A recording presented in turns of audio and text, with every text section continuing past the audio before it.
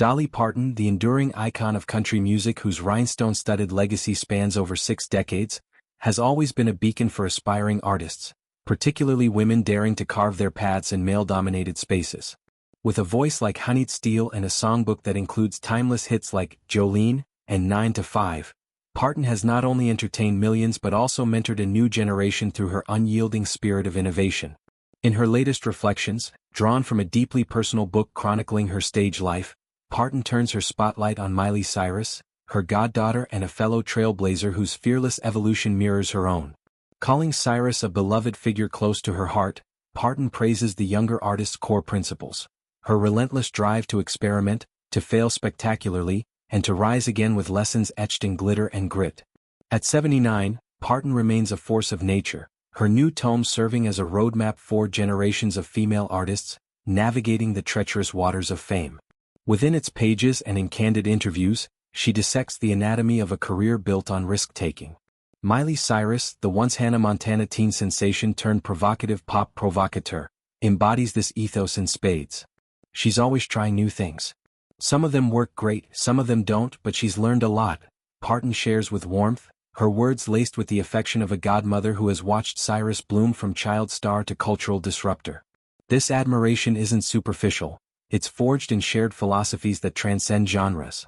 Parton, who herself shattered barriers by crossing into pop and film in the 1980s with ventures like the feminist anthem 9 to 5 and the heartfelt drama Steel Magnolias, sees in Cyrus a kindred spirit unafraid of reinvention.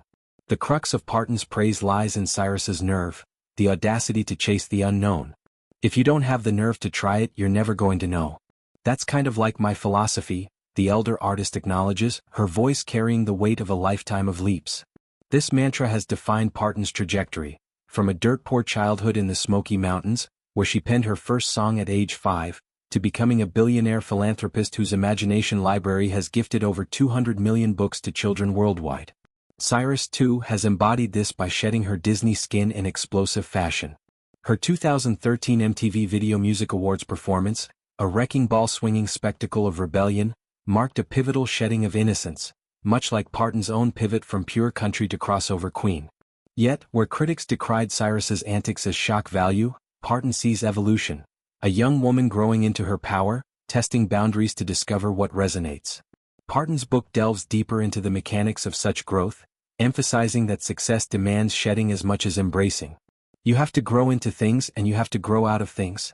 That's how I handled my career, she explains, her narrative a tapestry of triumphs and missteps.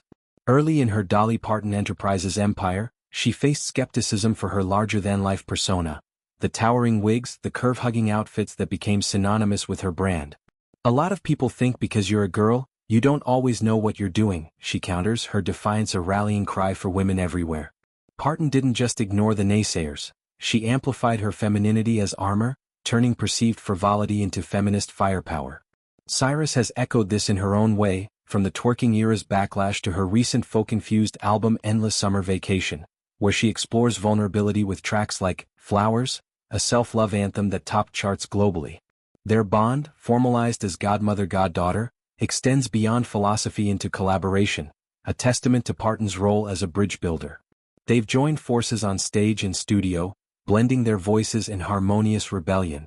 Take Rainbowland, a 2017 duet from Cyrus's album Younger Now, a utopian plea for unity amid division, sung with Parton's soaring harmonies that lend it anthemic depth.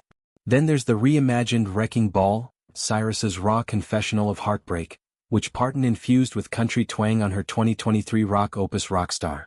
This tracklist of partnerships isn't accidental. It's Parton actively passing the torch, showing Cyrus, and by extension all emerging talents, how to honor roots while branching out. In interviews, Parton often recounts their off-mic moments, late-night songwriting sessions, laughter-filled tours, and heartfelt talks about the industry's toll on the soul. I love her, Parton says simply, a declaration that encapsulates mentorship as love in action.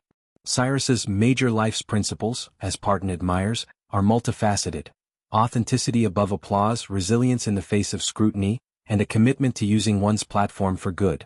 Parton, ever the storyteller, weaves these into broader lessons from her own playbook.